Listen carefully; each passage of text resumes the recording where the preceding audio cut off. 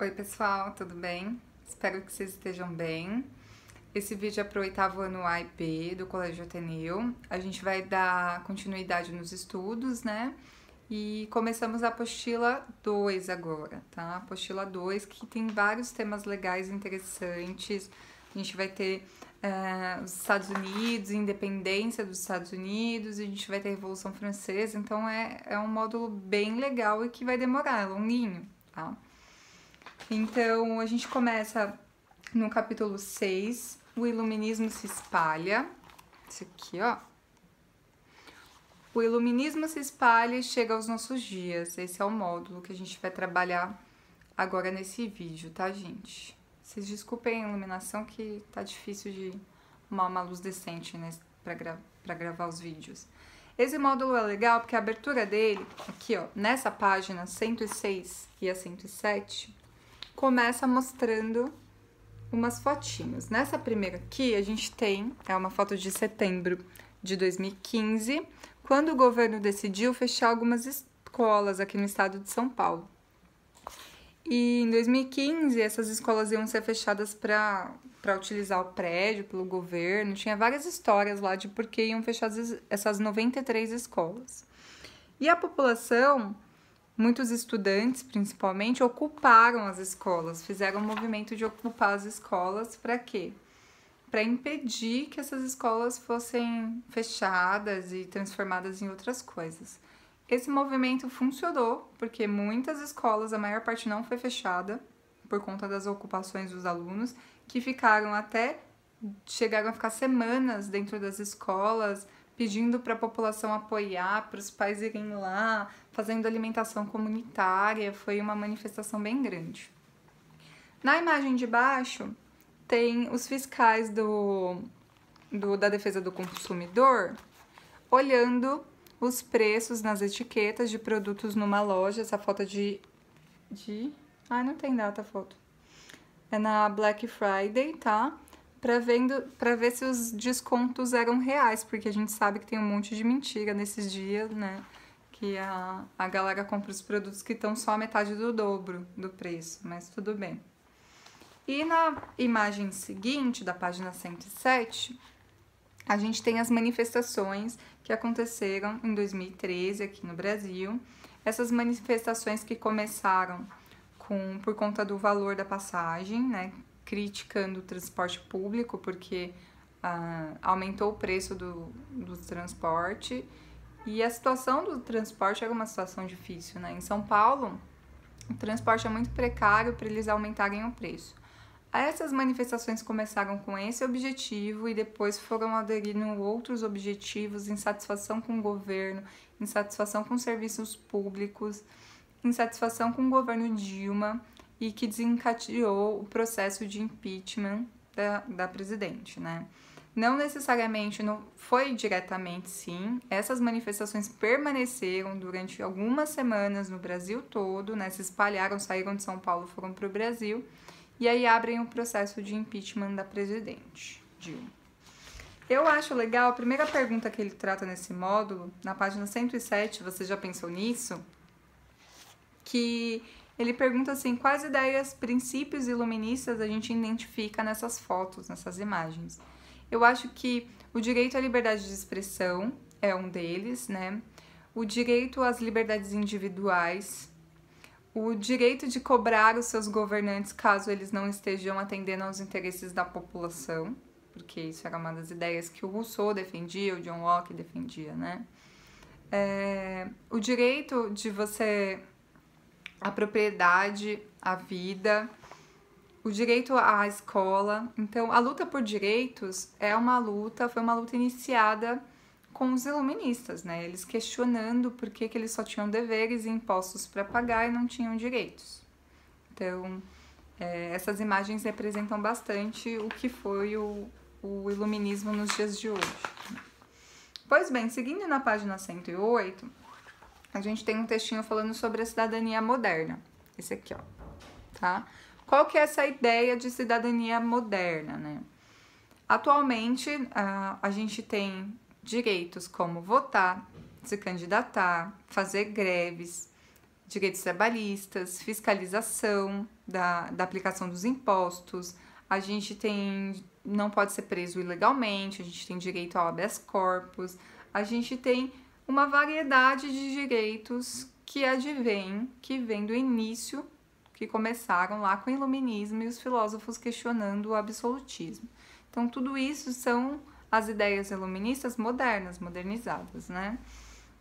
Além disso, claro, há países que não têm esses direitos tão amplos, tão amplificados como aqui no Brasil, há países que vivem ditaduras, no qual esses direitos são cerceados da população. Então, sim, nós vivemos num mundo onde as ideias iluministas se espalharam, chegaram a muitos lugares e ainda tem países que precisam aprimorar e ampliar esses direitos.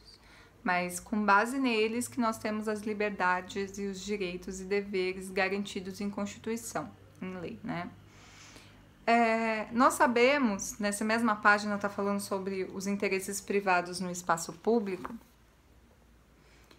que uma das ideias do iluminismo é a liberdade individual, né? Liberdade individual, bem individual, que está à frente de tudo. Porém, tem a questão, também existe a questão do espaço público e privado. O espaço público é o espaço que é de todos, que pertence à política, é o espaço onde os cidadãos eles precisam todos juntos cuidarem, né? Eu não tô falando só de espaço como um lugar, a rua, por exemplo, não. Tô falando de espaços de coletividade onde as pessoas dão opinião política, onde as pessoas têm que ser respeitadas, onde existem leis. É o espaço político, o espaço público de todos. Por exemplo, todo mundo tem direito de saber onde os seus impostos estão sendo utilizados, tem direito sobre serviços, por exemplo, transporte público, porque ele é de todos, a rua é pública, porque também é de todas, o governo tem que ser público, porque quem escolheu foi o povo, né? As atividades do governo, tudo isso são atividades públicas, os ambientes públicos, né? Os políticos devem obedecer às leis, porque também são considerados cidadãos. Então, todo o sistema que nós vivemos hoje é um sistema de liberdades. E os políticos são cidadãos, como outros qualquer, e eles representam o povo, então eles devem seguir as leis tanto quanto o resto da população. Já no espaço privado, é o espaço de relações e interesses particulares, certo? O espaço privado é a sua casa, o espaço privado é você tentando defender os seus interesses, a sua vida, o seu trabalho, as coisas que dizem respeito a um espectro, nossa, quase não sai, há um aspecto da sua vida que é particular, que é só seu, por isso que é o mundo privado. Só que tem um problema muito grande dentro dessas ideias de liberdade, que é um problema de corrupção, e não é só uma corrupção de roubar dinheiro público, é uma corrupção meio que política e social, no qual os grupos, eles colocam os interesses privados acima dos interesses coletivos. Isso é muito comum. Como, por exemplo, eu vou falar de uma forma simples. A pessoa que joga lixo na rua, ela tá colocando o interesse dela de jogar o lixo em qualquer lugar, porque ela precisa jogar o lixo fora, acima dos interesses públicos, porque a via tem que estar limpa para todos, então é direito e dever de todos cuidar dessa via. Ele não faz isso dentro da casa dele, não joga o lixo no chão, porque os interesses privados, o espaço privado é mais valorizado do que o espaço público. E o espaço público deveria ser mais valorizado porque ele é de todos, todos deveriam cuidar.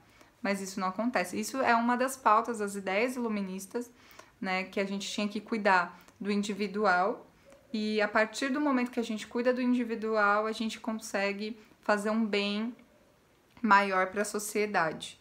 Não é bem assim, a gente tinha que equilibrar os interesses públicos e privados e entender que uma coisa é uma coisa, outra coisa é outra coisa, né? E a gente sabe bem que isso também se reflete na política, como governantes que atuam em interesses próprios, sendo eles um prestador de serviço escolhido pelo povo. Então, quando a gente fala de corrupção, de governos que roubam, que praticam esses atos durante suas estadias lá no Congresso, no Palácio, isso acontece porque os interesses pessoais estão acima dos interesses coletivos. E isso acontece o tempo inteiro, o tempo inteiro. Por exemplo, até as leis do nosso país, elas sempre estão de acordo com interesses de um grupo, interesses individuais. Nas fotos da página 109, a gente tem aqui, ó, a luta de interesses pessoais que vão, no fim, gerar um problema no coletivo, né? Aqui tá falando que em 2017 o governo Temer defendeu a reforma trabalhista, né? E ele vai junto com um monte de donos de indústrias, aqui ele tá falando, até citando, ó, a Confederação Nacional da Agricultura, a Confederação Nacional da Indústria, Federação Nacional dos Bancos, eles se reúnem para começar a flexibilizar as leis trabalhistas no Brasil. Com qual intuito? O intuito de diminuir os direitos trabalhistas, fazer com que o trabalhador custe menos para os empregadores, e isso geraria um lucro muito maior, e esses empresários acreditam que esse seria o futuro para as relações de trabalho no Brasil. E aí, do outro lado, na imagem do lado, a gente tem um grupo de manifestantes, né, que estão da CUT, da Central Única dos Trabalhadores, a gente tem da Força Sindical, Central Geral dos Trabalhadores, ou seja, são sindicatos unidos para se manifestar contra essa determinação, essas leis que querem retirar dos trabalhadores, que o Temer queria, e que no fim deu certo, né? Porque a reforma trabalhista passou, viu, gente? E por que eles mostraram essa foto? Para vocês verem como os interesses individuais, o interesse de grupo, eles estão, claro, lá dentro da política também. Porque os trabalhadores em si, eles, o mínimo de direito que têm não deviam ser tirados. Então, isso vai prejudicar uma coletividade muito maior do que se mantivessem os direitos dos trabalhadores, que ia prejudicar um grupo muito menor, que é o grupo das empresas. Pensando nisso, esse textinho aqui vem falando sobre isso, sobre como as leis têm que ser feitas para beneficiar o coletivo, para beneficiar a maior parte da população e principalmente as partes da população que mais são vulneráveis, que mais necessitam. Então, essas leis, as leis trabalhistas acabando, caindo, né, sofrendo essa reforma, era um prejuízo para a população mais vulnerável, que são os trabalhadores, certo? Na página 110, a gente tem uma atividade que é exatamente sobre esses interesses, né, públicos e privados. Aqui a gente tem uma imagem, essa daqui, que é do Sindicato Nacional dos Procuradores da Fazenda Nacional, que criou o sonegômetro, um painel que estima o valor dos impostos sonegados no Brasil. Sonegar imposto é uma das formas de você colocar os interesses individuais acima dos coletivos, porque, querendo ou não, os impostos, em forma de impostos nos alimentos, nos produtos, tudo que a gente paga imposto, deveria, na prática, deveria reverter em serviços para o coletivo, para a população. A gente sabe que não é bem assim, exatamente porque as pessoas colocam os interesses individuais acima dos interesses coletivos. Na imagem do lado, a gente tem lá, em 2017, que uns manifestantes foram em Brasília para se manifestar contra o Michel Temer, a permanência dele no governo, né, lá o golpe, que segundo os manifestantes estavam aqui defendendo que foi um golpe, tirar a Dilma e colocar o Temer. Nessa manifestação, eles incendiaram uma sede do Ministério da Agricultura e essa depredação do prédio gerou um custo de 2,5 milhões de reais do dinheiro dos contribuintes. Isso também é uma falta de noção, porque o interesse privado foi colocado à frente dos interesses públicos, porque depredar um prédio público, uma estrutura pública, é você jogar fora o dinheiro do contribuinte, do povo, né? Colocar seus interesses acima dos outros. E tem um exemplo, que é o exemplo que eu acabei de dar para vocês, sobre as obras, sobre as vias públicas, né? Esse daqui, ó, que as pessoas jogam lixo nas ruas E a gente sabe que isso é comum aqui, pelo menos na nossa cidade, isso acontece o tempo inteiro. As pessoas vão mudar, sei lá, de sofá, elas jogam o sofá na rua, é uma coisa terrível. E isso é uma forma clássica de colocar os interesses pessoais, individuais acima dos interesses coletivos, porque a rua é o local de todos, a rua ela não tem um dono, uma pessoa não vai cuidar, todos deveriam cuidar. Claro que a administração da cidade e tudo mais vai cuidar da rua, mas o reflexo de como as pessoas não têm nenhum respeito e nem interesse em levar em consideração o bem público, só os interesses individuais. Aí vocês vão responder atividade, a questão A diz assim: além de direitos, os cidadãos também têm deveres. Esses deveres dizem respeito apenas aos governantes ou a todos os cidadãos? E esses deveres são para todos? B. O que as imagens revelam sobre a ação dos cidadãos envolvidos? Essas imagens revelam o que sobre as pessoas que, né, estão envolvidas nelas? Vocês vão responder aí. Bom, essa primeira parte do vídeo é falando sobre esse iluminismo moderno, né? A ideia de modernidade que o iluminismo chegou até os nossos dias, né? Os dias atuais. E aí, a partir da página 111, dessa página aqui, a gente vai estudar um pouquinho do iluminismo vindo para a América, mais especificamente para os Estados Unidos. Essas ideias iluministas são muito boas, né? Mas elas não refletem sempre a realidade, porque o discurso é sempre um e a prática pode ser outra, completamente diferente. Esse primeiro texto, essa primeira página tem dois textinhos, duas fotos com textinhos. E esses textos são bem interessantes, que eles tratam da seguinte forma. Com a enciclopédia, com os folhetos e livros desses iluministas sendo espalhados pela Europa, ali no século XVIII, o que vai acontecer? Essas informações vão viajar ao mundo e vão chegar na América. Chegar na América quer dizer que as ideias de liberdade chegariam até a América. Isso era bom? Era, mas para alguns grupos não seria tão bom. Como eu falei para vocês agora, os interesses individuais sempre, mesmo nos iluministas ali tentando desfazer essas ideias e tudo mais, tentando defender a liberdade, o discurso vai ser um e a prática vai ser outro. Por quê? Na primeira imagem a gente vai ver as burguesias europeias, elas queriam ampliação do comércio, liberdade comercial total, elas queriam liberdade individual, elas queriam liberdade política e liberdade social, elas queriam o fim do absolutismo total. Isso as elites burguesas lá da Europa. É isso que elas desejavam. Liberdade é a palavra. Porém, os seus interesses econômicos não se encaixavam com essas liberdades que eles defendiam. Por quê? Eles queriam liberdade para eles, lá na Europa, mas não queriam que essas ideias de liberdade chegassem até a colônia. Porque se chegasse até, por exemplo, os Estados Unidos, o que os Estados Unidos fariam? O que a população americana faria? Desejaria liberdade da metrópole, desejaria o fim desse processo, dessa situação que era ser colônia, porque colônia normalmente é explorada. Nos Estados Unidos também foi explorada.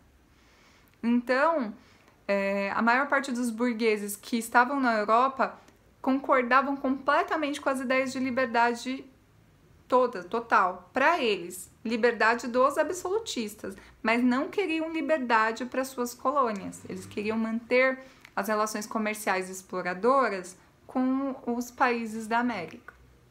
Então, liberdade para quem, né? Liberdade para quem? E quando essas ideias iluministas chegam na América de fato, a maior parte dos colonos vão adorar as ideias, vão falar, não, é isso mesmo, a gente tem que lutar por liberdade, tem que se livrar dessa metrópole que é a Inglaterra, a gente tem que ser um país livre, baseado nas ideias iluministas e tudo mais. Eles queriam liberdade para eles, os americanos, colonos americanos. Queriam o fim dessa relação de dependência com a Inglaterra, que nem era muito grande, que eu vou falar já mais pra frente. Mas eles não queriam que essas ideias iluministas chegassem, por exemplo, nos escravos. porque eles queriam liberdade para eles, mas não queriam liberdade para os seus escravos. Ou seja, o discurso iluminista, ele era muito bom, muito bem feito, muito produzido e fazia sentido para a época. Mas ele era contraditório, porque defender a liberdade não era defender a liberdade para todos, era defender a sua liberdade. É os interesses individuais acima dos interesses coletivos, sempre. Espero que vocês estejam entendendo, né? Na página seguinte, a 112, a gente vai falar um pouquinho dos Estados Unidos, para entender como foi a formação dos Estados Unidos e como os Estados Unidos vai se tornar independente, né? Porque para entender a independência dos Estados Unidos, a gente precisa entender como eles foram formados. Os Estados Unidos foram colonizados no século XVI, tá? Pela Inglaterra. A Inglaterra não tinha muito interesse econômico nos Estados Unidos, assim, porque eles tinham as manufaturas. As manufaturas estavam começando a existir lá. E a economia inglesa era uma economia aquecida, então para eles, eles tinham pouco interesse nas terras da colônia que foram determinadas para eles, que era a América do Norte. Eles vão colonizar, claro, vão mandar pessoas para a América, que era chamada de Nova Inglaterra. Eles mandavam pessoas para cá, pessoas que tivessem interesse em explorar a terra, em ganhar dinheiro com a terra, fazer empresas, mandaram empresas, a Companhia das Índias Orientais vinha para cá, tiveram vários grupos comerciais que quiseram vir para cá para explorar a terra, e a Inglaterra super concordou porque o objetivo era que os Estados Unidos não desse problema, né? A Nova Inglaterra não desse problema, não gerasse problema e que ainda gerasse um retorno em impostos e tudo mais. Então, se a gente for comparar a colonização dos Estados Unidos com a colonização do Brasil, os Estados Unidos teve muito mais liberdade nas suas relações comerciais do que o Brasil teve. O Brasil, Portugal ficava em cima. Eles queriam... A gente tinha um pacto colonial super... que era super levado a sério, porque Portugal proibia qualquer comércio com o Brasil. O Brasil só podia comercializar com Portugal. Essa relação tão forte de exploração nos Estados Unidos não funcionou, porque a Inglaterra nem mesmo muito interessada nessa economia dependente eles estavam, né? Os Estados Unidos foi colonizado com 13 colônias, começou, né, nasceu com as 13 colônias, que são essas daqui, ó. Espero que vocês consigam ver, mas estão na apostila, né? Estão seguindo na apostila. Aí lá de cima, 13 colônias, Massachusetts, New Hampshire, Massachusetts também, Nova York, Rhode Island, Connecticut, Pensilvânia, Nova Jersey, Delaware. Isso são as colônias do norte. Todas essas que eu falei que estão em amarelo. Bom? Colônias do sul. Virgínia, Carolina do Norte, Carolina do Sul, Geórgia. Então, os Estados Unidos nasceu como essas 13 colônias aqui, tudo bem? Essas 13 colônias formaram a América do Norte ou a Nova Inglaterra. A colonização nos Estados Unidos foi um pouco diferente, porque foram pessoas para os Estados Unidos que eram chamadas de puritanas. Vocês lembram dos puritanos? Eram os calvinistas da Inglaterra, as pessoas que seguiam Calvino, João Calvino, lá da Reforma Protestante, discípulo de Lutero. Então, os calvinistas, eles partiram para a Nova Inglaterra em larga escala, principalmente por conta das perseguições religiosas que estavam ocorrendo lá. A gente já falando do século XVI, depois a gente vai ver o século XVII, tiveram reis que não aprenderam com a Elizabeth lá, que eu falei para vocês, que perseguiam as religiões. Toda vez que trocava um rei e ele era de uma religião diferente, as religiões que eram opostas a dele sofriam perseguições. Então, os calvinistas, fugindo dessas perseguições religiosas, foram para a América do Norte colonizar. Os Estados Unidos estava dividido dessas duas formas, né? As colônias do Norte e as colônias do Sul. Teve uma diferença muito grande do tipo de colonização. As colônias do Norte, elas eram colônias mais com uma produção local, pequenas propriedades produtoras, né, familiares normalmente. Então, as famílias trabalhavam produzindo aqueles alimentos para um comércio interno. O que é um comércio interno? para o comércio acontecer só naquela região, comércio menor, né? E eles tinham policultura, plantavam todo tipo de alimento, né? Tinha uma plantação muito diversa, mas não muito grande. Eles não plantavam em grande quantidade, eles plantavam vários tipos de alimentos em pequenas quantidades. Já no sul, não. O sul foi um pouco diferente. No sul, eles tinham um sistema de colonização de plantation. O que é a plantation? Era grandes propriedades de terra, enormes propriedades de terra, no qual se plantavam só um tipo de produto. Monocultura é o nome disso, né? Normalmente só algodão, ou só milho, ou só algum tipo de cereal. Eles plantavam isso para exportação mesmo, para vender. Então, a gente vai ter um desenvolvimento de comunidades agricultoras de policultura no norte, pequenas propriedades de terra, e a gente vai ter um sistema no sul de grandes propriedades de terra com umas plantações extensas para exportação. Tudo bem? No sul, a mão de obra vai ser basicamente uma mão de obra escravizada negra, tá? Porque eles vão precisar de uma grande quantidade de mão de obra para poder plantar, por exemplo, algodão. Quem assistiu Todo Mundo Odeia o Chris, ele sempre comenta isso, né? Que no sul a plantação de algodão era enorme e que provavelmente os ancestrais deles seriam escravos. É uma brincadeira que ele está fazendo, mas é uma realidade também. Porque no sul dos Estados Unidos a escravidão foi muito mais evidente por conta dessa estrutura de colonização, de plantation. Plantation é essas terras gigantes que plantavam só um gênero de produtos, certo? Vai ter uma diferença porque no norte, por conta de não ter essa produção muito grande para exportação, eles vão se industrializar mais rápido.